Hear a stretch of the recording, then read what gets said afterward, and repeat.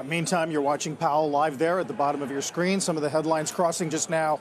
Economy performing very well, very strong labor market, households in good shape financially, and consumer spending and business investment are strong. Let's listen in.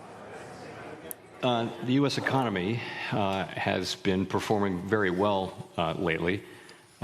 We had growth last year of just over 3%, quite a strong year. And it's driven by a number of things. I would point to a very strong labor market where you've got rising employment, you've got rising wages, so disposable income, consumers are spending. Generally, households are in good shape financially. They're not over-levered. And so we see a good picture. Consumer spending has held up very well.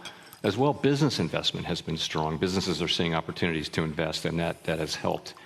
I would also point to a fairly large influx of immigration into the country over the past couple of years, and those people are joining the labor force. We're experiencing still a labor shortage in many industries, and so there are jobs, and they're going to work and they're consuming, so that's also boosting growth.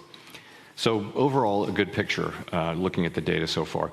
The labor market is very, very strong. It was, I think, overheated a couple of years back, and what we've seen is it coming back in gradually into a better balance over the last couple of years. And now I think if you look at a broad range of data, you could say that the labor market is about as tight as it was before the pandemic in 2019, and that's good. Real wages are now positive, and unemployment has been below 4% for 27 consecutive months, something that hasn't happened in a half century. So, labor market very strong, and again, signs of gradual cooling and rebalancing, so that supply and demand of workers is coming back into balance, which just as we would want.